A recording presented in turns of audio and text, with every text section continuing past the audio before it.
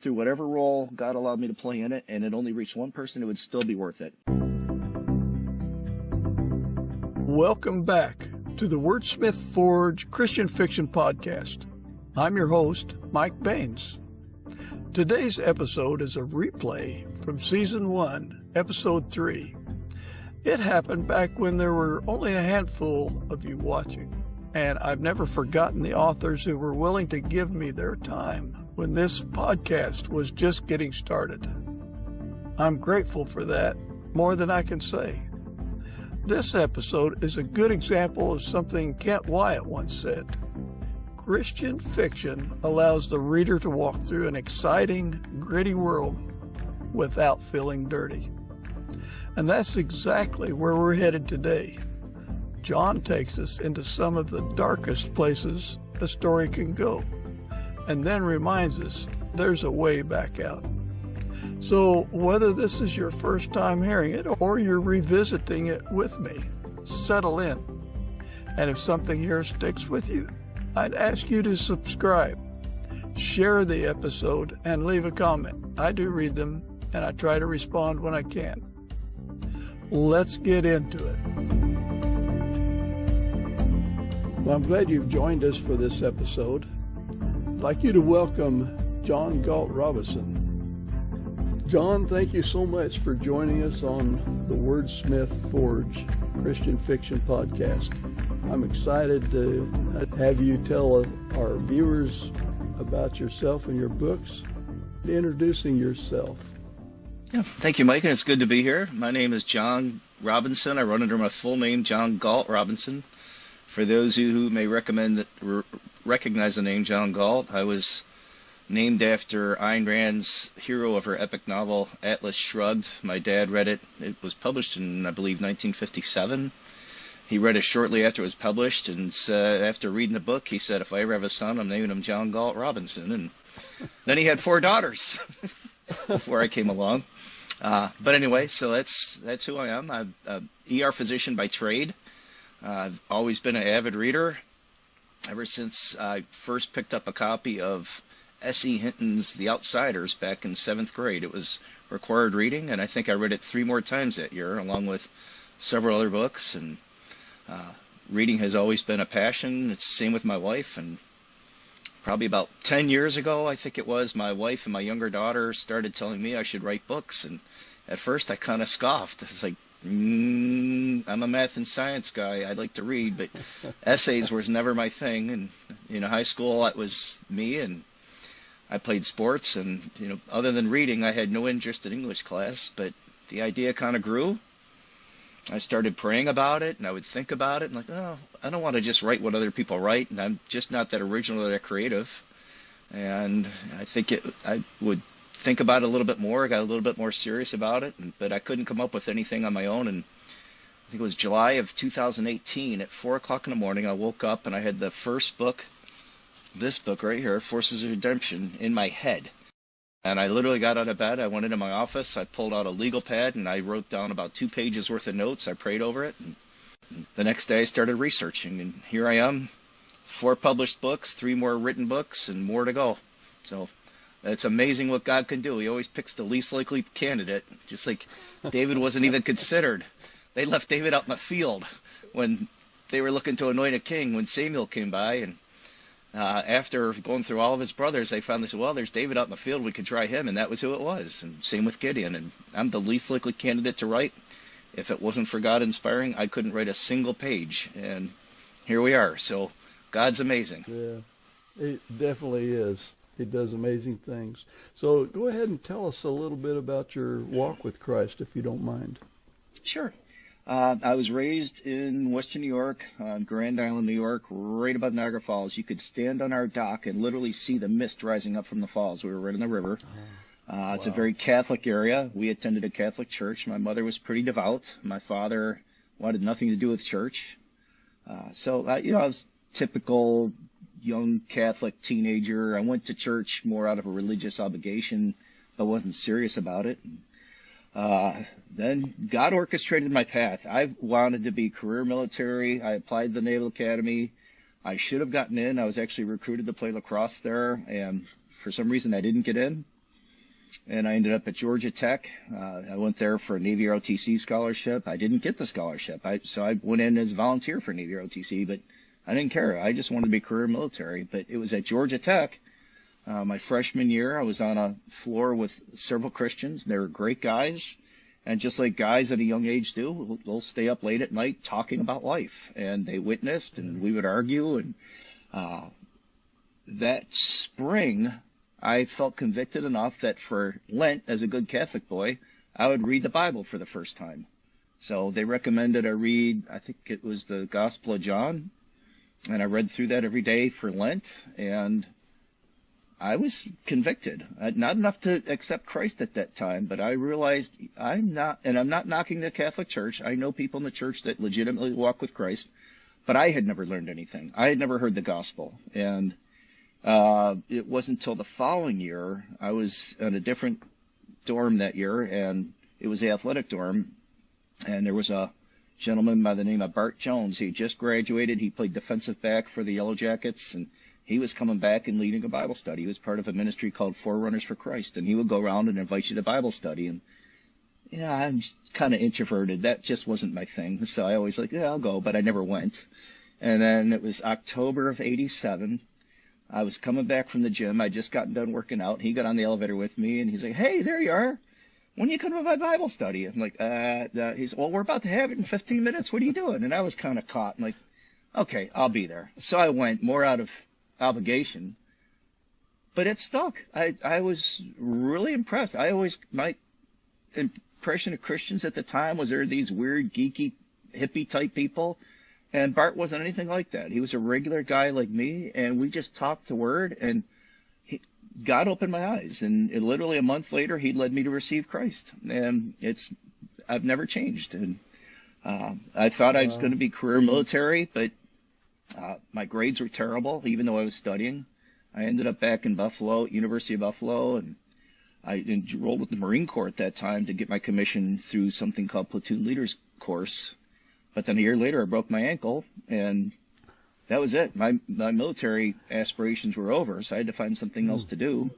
So I became a certified athletic trainer. I was in the sports medicine program. I stayed on and got my graduate degree, and that was when I met my wife at church. And shortly after graduating, there was no jobs for athletic trainers in Buffalo. It was still a limited field in 1994, so we ended up in rural Tennessee, and I worked in a physical therapy clinic in the day, and I took care of 4 athletic programs in the afternoons. This is a little town called Lawrenceburg, Tennessee. And a few years later, I was looking to go back to get my physical therapy license. It was pretty much the same as athletic training, but it would double your certification. It would double your salary, give you better hours. We were having kids. My hours as an athletic trainer were terrible. My pay was terrible. But the physical therapy programs wouldn't take me. They were like, nope, you have to go for the full 6 years now. They were going into a graduate program instead of just bachelor's. Yeah. And so somebody's like, well, have you thought about medical school? And my wife and I, again, laughed. I'm like, no, my grades were never that good. But we prayed about it, and we really felt like this is the path we're supposed to go. So I started taking courses, and my boss, his name is Vernon Sides, God bless him, let me have some time off during the mornings that I could go. There was no schools nearby. You had to drive an hour to get to a community college to take a biology or a chemistry or a physics. And he was letting me do that, or I was taking night classes too.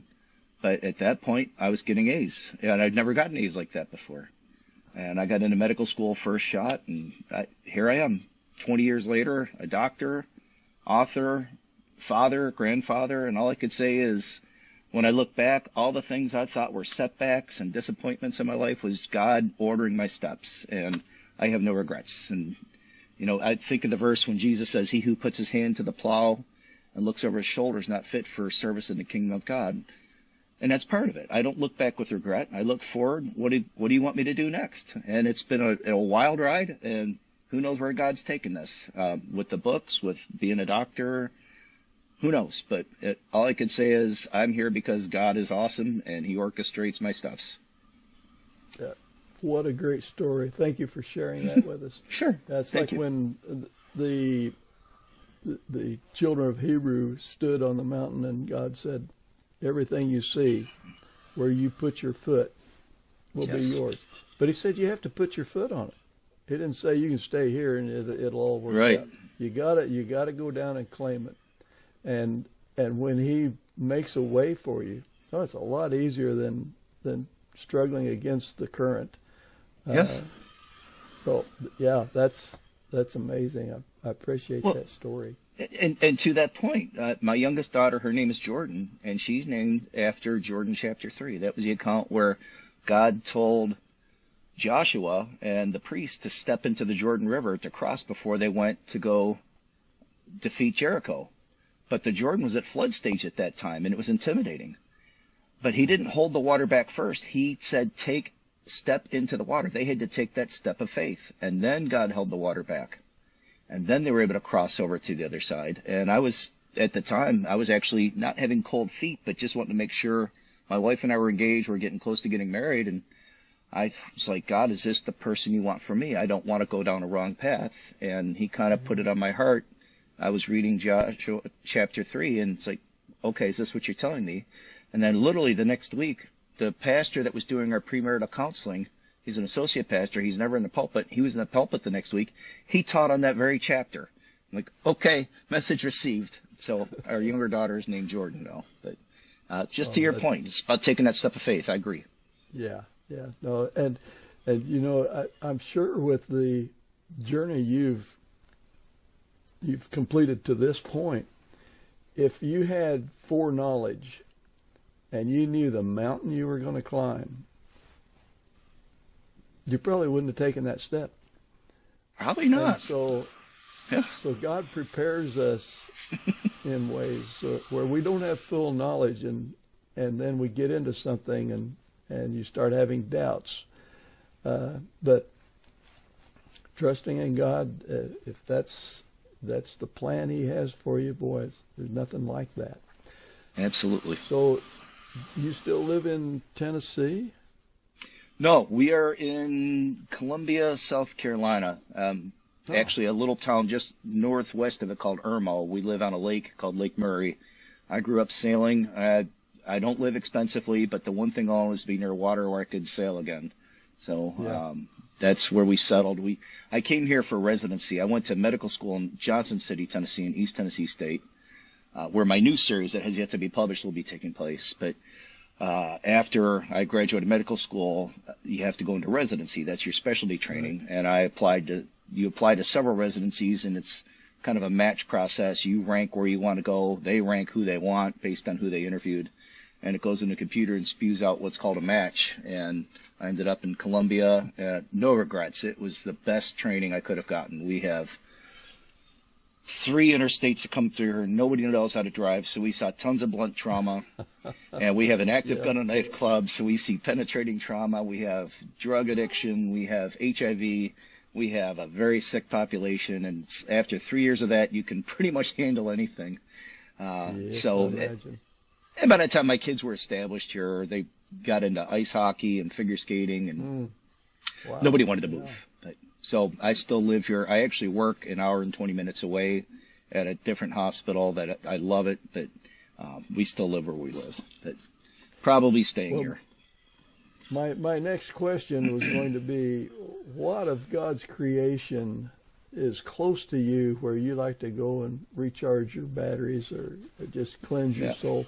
And I think you've already answered that. Yes, sir. You live next to a lake and are quite content to drive an hour so you can be where you're at peace. Absolutely. So just to kind of round things out, and this might be an odd question, but what are your 3 favorite movies? Oh, good question. I'm going to have to say Miracle, which was the story of the 1980 U.S. Olympic hockey team. I think it came out around 2001. Starred Kurt Russell. I still get chills watching. I remember watching those games when I was a kid. I was, I think, 12 years old at the time, and they did it so well in the movie. But definitely Miracle. The Hunt for Red October, still probably my favorite book. And I'm one of those people who most of the time you read a book and you see the movie and you're severely disappointed.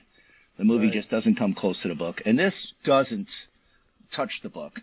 but it was still extremely well done. And I can remember the first time I sat in a theater and it opened up with the Russian music playing, and there's the Red October, and there's Sean Connery as Captain Ramius, and I just had chills, and I still get it to this day. I've probably watched that movie 200 times, and I'll never get tired of watching that movie. Boy, after that, there's so many good ones, but, I think of Remember the Titans, some of the true-to-life movies, The Rookie. Any one of those could definitely match up there as well. But I would also put up there the series like the Band of Brothers series and the Pacific, and I'm currently watching Masters of the Air. They're full of language, which I wish they could skip, but I understand they're being authentic to the story. They're true-to-life stories. Band of Brothers specifically, I think, was extremely well done, and so I do enjoy watching that too. Well, I agree with some of your picks there, that you just love to see people that accept a challenge and overcome it. Absolutely. The odds. So you've already kind of covered what inspired you to become an author. It sounds like you just had a story and you had to tell it. Like I say, the interest was there. I didn't have the story. I can always say God gave me the story. And I'm just, ever since then, every time I sit down to write, I start in prayer first, that God would inspire. If there's one thing I've learned over life, and what the scriptures show, is when we empty of ourselves so that God can come in and take over, he could do amazing things. David couldn't have beaten Goliath on his own. He could only do it through God. Samson, you name it, Gideon. And it's the same thing with the writing. I really go in there humbly, realizing I don't have any writing talent. Now, I'm learning. I'm doing a lot of things. I'm working with an editor that's teaching me to improve the craft. I think God does expect us to do that and to better ourselves and to train. So I don't want to say no talent, but I couldn't do it without God. So every time I sit down to write, I pray that he would inspire. But my second book, too, that one, I was querying the first book, and it was during COVID. And I think I queried every agent in the United States, every agent in Canada, and it was July, and I was just starting to query the United Kingdom agents. It was the middle afternoon. I was tired. I just laid down, took a nap, and I woke up, and I had the second book in my head. It was called Power City. Right. Now, since then, I haven't really had any dreams about the next ones, but it's taken a life of its own since then. God gave me two great characters in my first series. Joe Shannock, he's a Navy SEAL, and then Christy Tabrizi, she's an ER physician.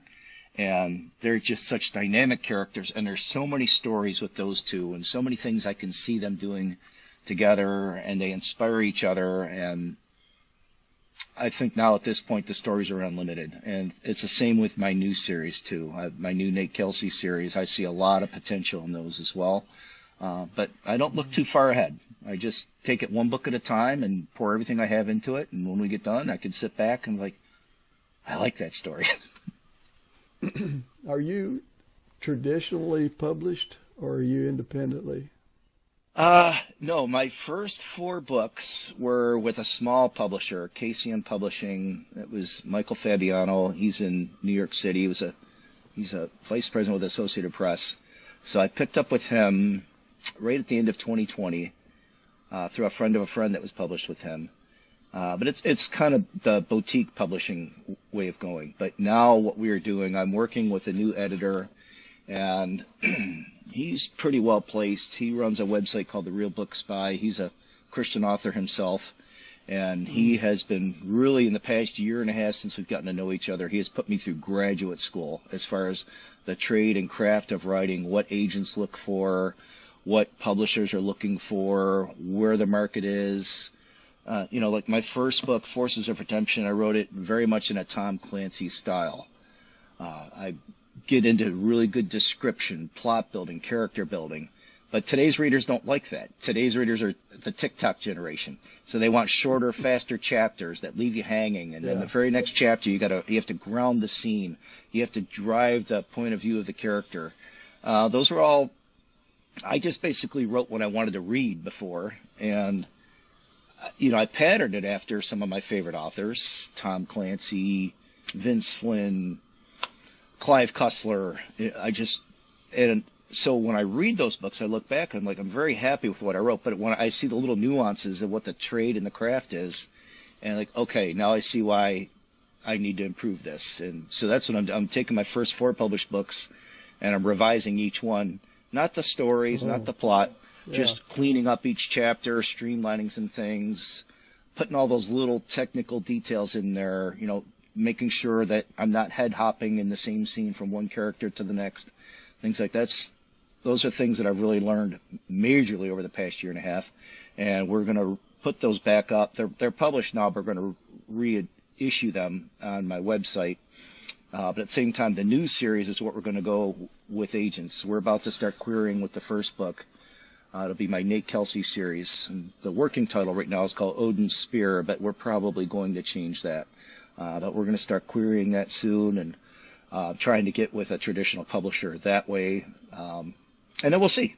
If it goes well and those books do well, then they might be interested in my other series. If not, I'll keep my other series independent. I've had a mutual, amiable parting of the ways with Michael Fabiano and KCM, and he told me from the beginning when I first signed the contract, he said, I'm not going to get you to the big level. He said, I'm here to help you get published, but if you ever get to the point that you want to break away and do something on your own, he said, there's no hard feelings, and just let me know.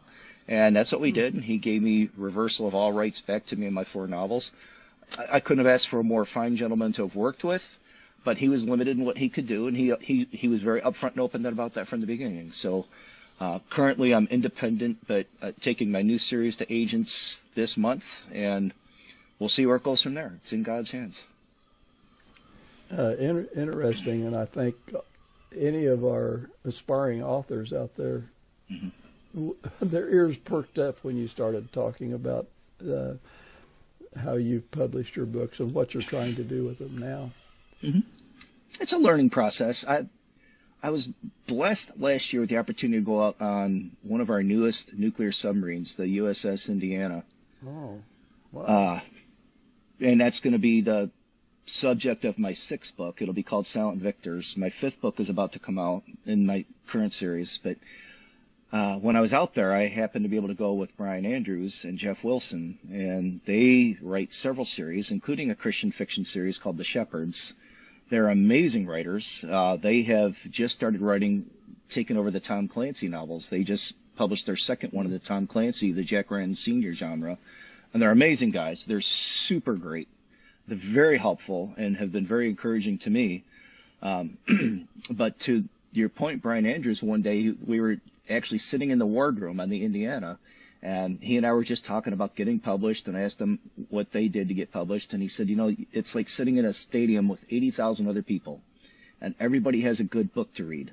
He said, but only 2 or 3 people are going to get their book put up on the screen, and they're all screaming, hey, read my book, read my book. He said, there's no rhyme or reason to it. He said, a lot of it is timing and who you connect with. He said, you could send it out to 20 different agents, and they all don't even look at it. And then one agent takes a look at it and thinks, we might have something here, and that could be the key. And who's it? J.K. Rowling. I haven't read the Harry Potter series, but she was rejected, I think, a dozen times, as was Tom Clancy. And those are 2 of the most prolific authors of all time now. So I think you keep trying, and it's up to God. Very quickly, when I was writing the first novel, when I was thinking about that, one of my beta readers, who's one of my closest friends, his name's James Blake, and I trust him. I trust him to read the book and give me honest criticism. And he sent it back and gave me a lot of good feedback. And he said, where do you want to go with this? And, because I put a theme in my book. I put a message. I have 2 main characters. And in the first book, Joe Oceanic is an agnostic, but Christy Tabrizi is a Christian. And they will meet in the first book.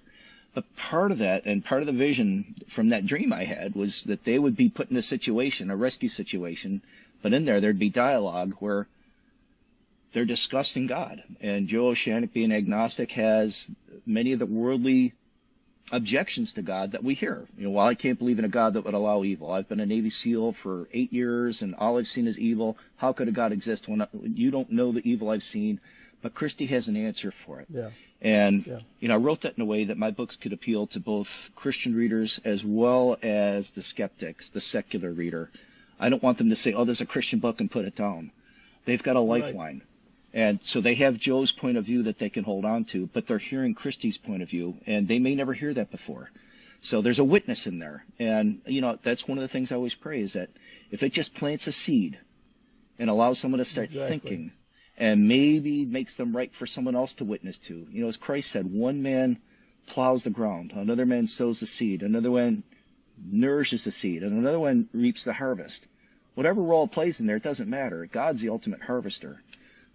So anyway, James had asked me, where do you want to go with this? I said, well, obviously you write something, you want it to be well received and to do well, but if after all this is done, they only reached one person, and it just played a small role, but that person did come to Christ through whatever role God allowed me to play in it, and it only reached one person, it would still be worth it.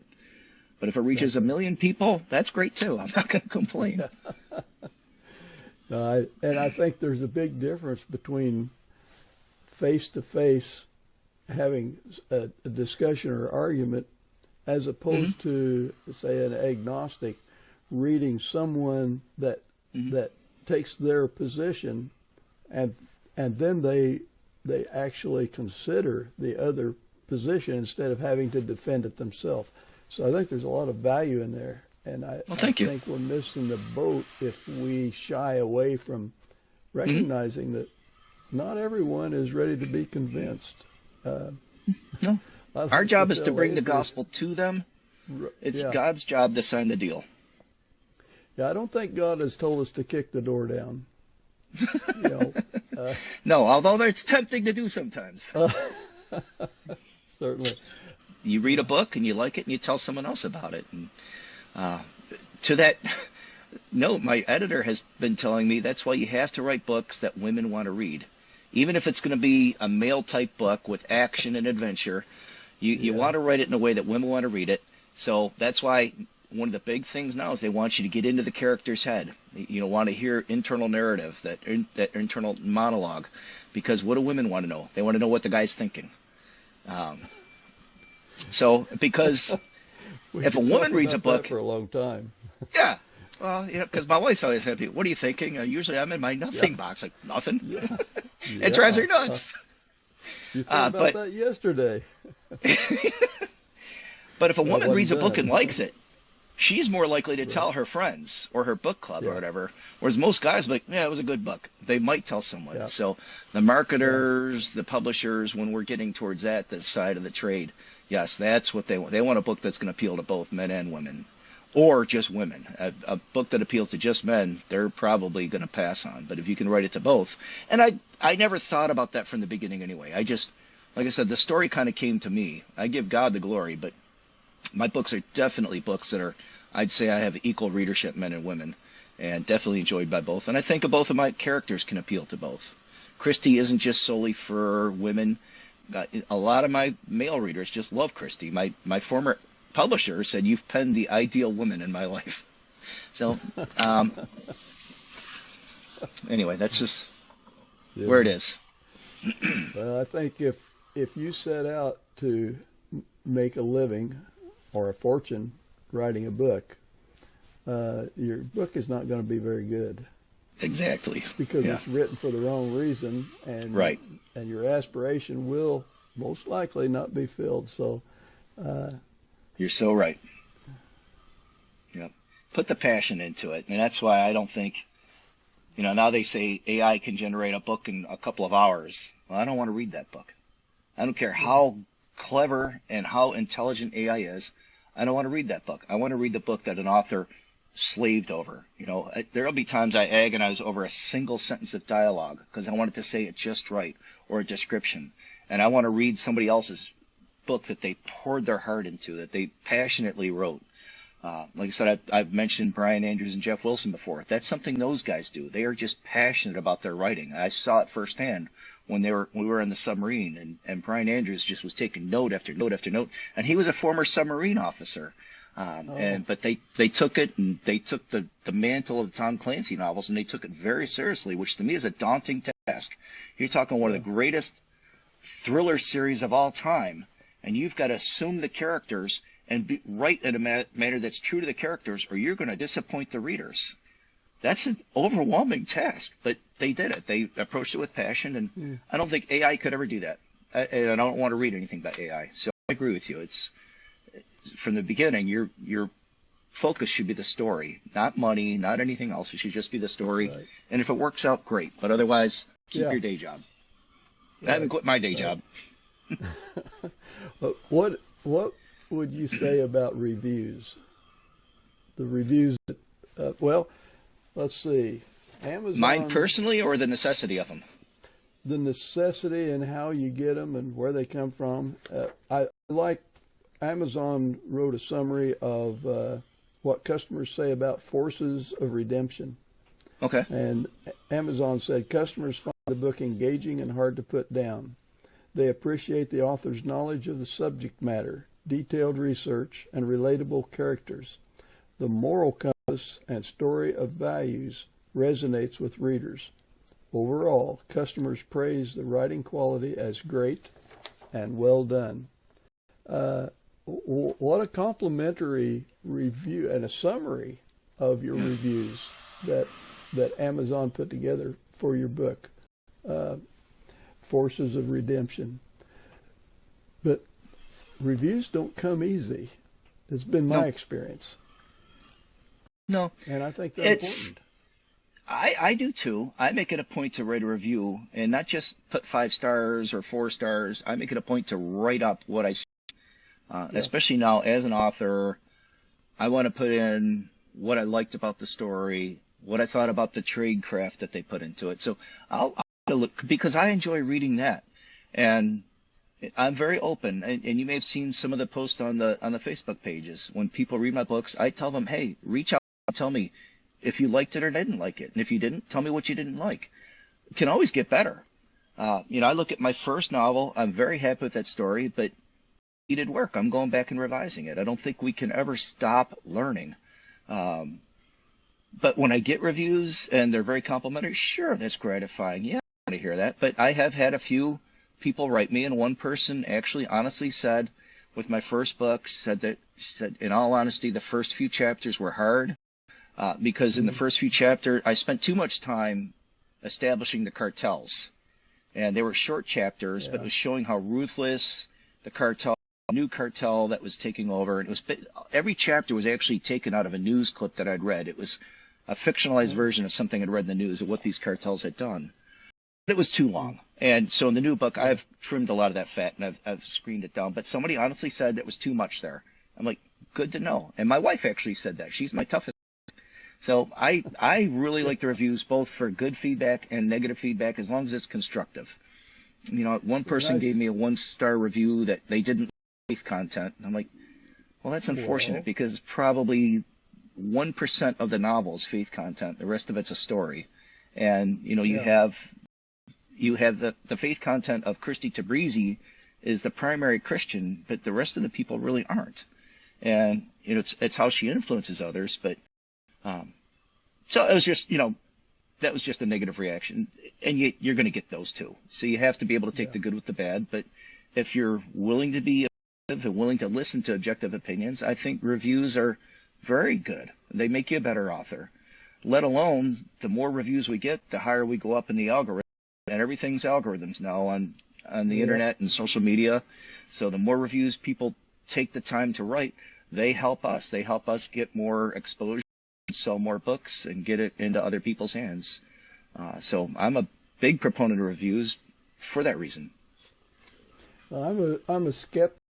A book has all 5 stars. I think, wow, that author has a lot of family and friends. That's where they're from. So I appreciate a 4 and 3s. Sure. I have to really read those, scratch my head, and wonder how that represents things. I had one review that said, I really like the gospel message, but my non-Christian friends would be turned off. Right. I said, well, if they're turned off, that means they read it. Yeah. I'm fine with that. Yeah. It still plants a seed, whether it's accepted or not. But to that point, yeah, I appreciate it when I get a review from somebody I don't know. Right. You know, because Right. yes, I do have family and friends that have written reviews, and you wonder, are they just being really complimentary because, or is this an honest review? And I trust most of them to be honest with that. And my wife, like I said, she could be brutally honest. She'll read the books before they get published, and she saved my character in the second book. She's like, Christy would never do this. She would never say this. And I'm like, you are so right. I can't believe I wrote it like that. And so I went back and rewrote a part. So I really covet the honest feedback, and my beta readers do the same thing. But it is very gratifying when you get a review from somebody you have no idea who, and they gave you an honest read on that. Like, okay, that's what that means a lot to me when somebody takes the time to read a book, put a review, and get the feedback from that. Any part of your writing that you consider really challenging? Yeah, of course. Research is the big thing. Ridiculous for the details. You know, being an ER physician, I can't stand watching any medical drama. I don't watch a lot of TV, but everybody said, oh, you need to try Grey's Anatomy. I didn't make an episode. Pretty much any of those medical shows. One, they're just too racy now, but two, it's the content. Like, well, they would never do this. You know, or you watch somebody's in a coma, and they're just laying in a bed comfortably with a little nasal cannula in their nose. Like, that's not realistic. They'd have a tracheostomy. They'd be on a vent. And they'd look terrible. Same with every war drama. Oh, we got to get the bullet out. We never take the bullet out. I get gunshots, and, you know, it's still in the person. It stays in the person. We don't try to dig it out. It's not going to cause an infection. So, you know, those things drive me nuts because, like, you know, you could have gotten a third-year medical student that would have set the record straight. It's not that hard, but so I'm a meticulous person for the details. So even the medical parts, I'll sometimes have to go check in my medical book. The medical knowledge changes year in, year out. But the hard part for me was the special forces. You know, my other character's a Navy SEAL. Yeah, I wanted to be career military. Tons of books on military. Yes, I've done a ton of research, but especially the Navy SEAL community, they're very tight-lipped. They do not really talk about what they do. Detailed. And that's the hard information. You can't find it online. And I've been blessed. I have a couple of contacts now that are active duty Navy SEALs and names out there. But they have been very willing participants in helping me, and down to the details. Like, we would wear this kind of footwear, high top Converse All-Stars in a water operation because they drain the water out really well, and the fins go over them well. But nobody else would ever know that. And little details like that are huge. But that's the challenging part, is getting that information and to be accurate and authentic. That certainly makes the reader realize that you know, you put a lot into this. Or every movie you see, they come out of the water with a rifle, and that water comes up out of the park. They'd have to clear they have to drain the water out of their bulk carrier group, otherwise it's not going to work. So they actually have what's called a waterproof shoot-through bag. Once they get ashore, they'll take it out of that bag, but when they're under the water, it's in a shoot-through, and they can actually shoot through it, but it's waterproof. But, you know, so even like a Navy commercial is coming out of the water with a rifle, that's not totally accurate, but those are little details you would never know, and that's the time-consuming part. Is sometimes I will spend 2 hours trying a little factoid that it's like, well, I really should put this in, but I don't know the truth on it, and then, fortunately, I've got some people I can call on now, but the first couple of I've developed those contacts. Same with FBI and CIA, the police detectives. So now it's a little easier that I can bounce it off of them. Or my lady, Navy career submariners that are helping me. But it's still, that's the challenge. And then the craft, a chapter. It used to be easy to just describe what you're seeing and everything. Well, that's not how it's supposed to be done.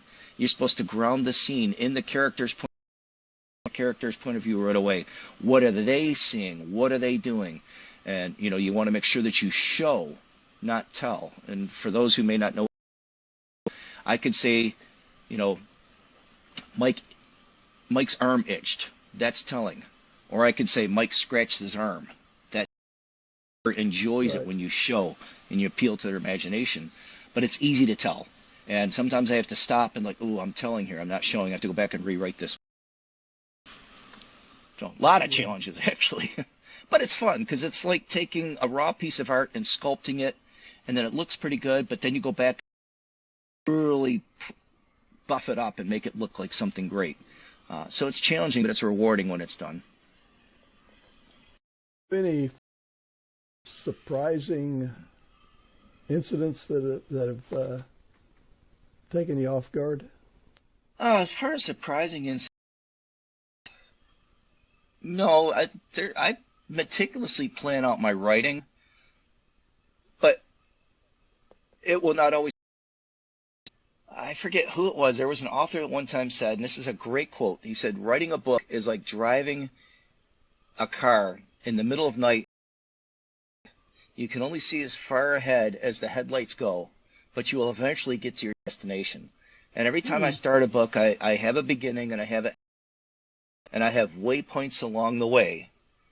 And I've even outlined a couple of books, like detail, outline, chapter by chapter. I have yet to, as you're going along and you're writing, like, oh no, we really ought to do this. Or sometimes I'll get to the point, like, I should have done this, and I'll go back and rewrite a chapter, 8 chapters early, the outcome. And my third book, Lost Angels, I broke a rule. You're not supposed to leave at the end of a book. And I did it in that book. But I originally had the happy ending. They're supposed to usually end. But it just kept gnawing at me. It's like, oh. So I wrote 2 endings to it, and then I sent it out to my beta readers, thinking they're not going to want the cliffhanger ending. And everyone to them, each have to go with that ending. You have to do that. So I did. And then I was like, okay, well, I'm going to immediately have to follow up with the 4th book. The sequel to that is called I immediately set out to write that. I was like, I'm going to have this out within a few months. The other one, it's not fair to the readers. And that's the one that took forever to get right. I wrote it pretty quick, but then it just took forever to go through the editing and publishing process. It took like an extra 7 months. Usually I can have a book done in 6 to 9 months. Like a year and 4 months. It was so, and everybody's like, where is this book? You left it hanging. So if that's probably the one in the writing so far.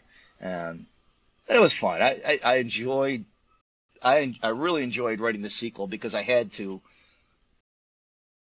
resolve the situation that was left at the end of Los Angeles.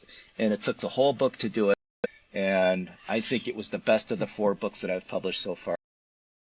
Really rewarding at the end. Of course, they can find your books on Amazon.com and other places where fine books are sold.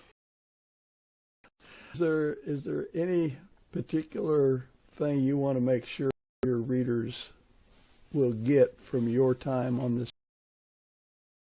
Well, along that line first, I do have a website coming out. It'll be www.johngaltrobinson.com, which is galtrobinson.com. So the domain's already there.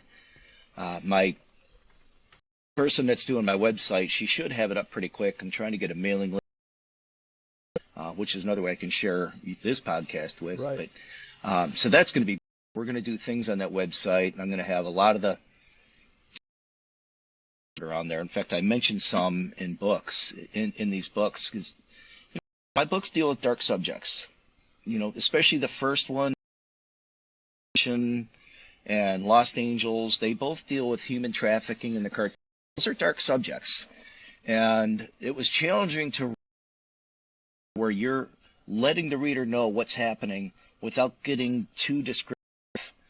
My books don't have language in them. There's know what's happening when you're dealing with people that are being trafficked. I don't know if you saw the movie last year, The Sound of was eerily similar to my books, and they did a right up to the point that you knew what was going to happen, like you saw a man walking off with a child, but they didn't show any of that.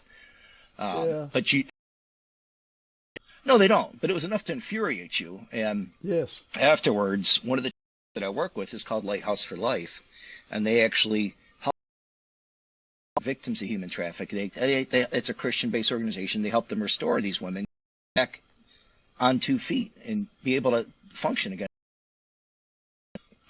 And I called the president. Her name's Lisa Kerr.